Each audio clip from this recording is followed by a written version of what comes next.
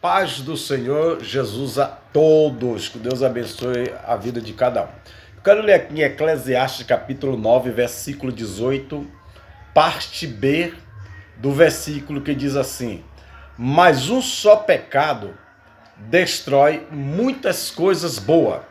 O escritor Salomão, aqui no capítulo 9, versículo 18 de Eclesiastes, ele diz que um só pecado destrói muitas coisas boas.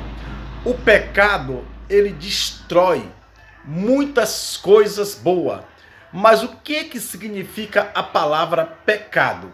A gente sabe que existe, hoje em um curso teológico, várias disciplinas que falam de vários assuntos, que é soteriologia, antropologia, cristologia, tudo no logia. E tem uma matéria que, para quem já estuda, que já conhece, que fala sobre amartiologia.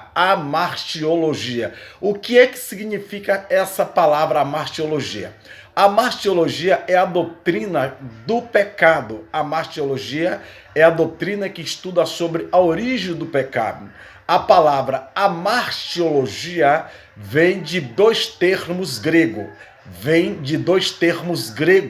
Que significa amartia. O que significa amartia? Significa impureza, erro e desvio. A amartia significa impureza, erro e desvio. E a palavra logia, estudo. Então, a amartiologia significa estudo sobre o pecado ali. Você está estudando na Bíblia sobre o pecado, a gravidade do pecado, ok?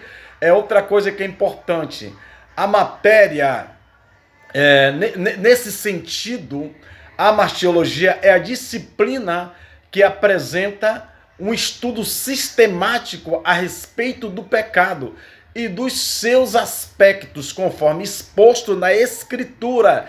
Isso, sem dúvida, demonstra a importância da martiologia como a disciplina teológica essencial que o homem compreenda o que é o pecado. É essencial que o homem compreenda o que é o pecado. O pecado, ele é algo que destrói. O pecado é um desejo carnal, excessivo. Tem pessoas que não têm o controle da sua carne, do desejo da sua carne, não tem, a sua alma não tem um controle. Tem pessoas que traem a sua esposa, tem pessoas que destrói a sua vida pelo relacionamento extraconjugal. Tem pessoas que perdem a sua comunhão com Deus por causa de um prazer de pecado. O escritor Hernandes Dias Lopes fala uma coisa muito interessante. O pecado no início é doce,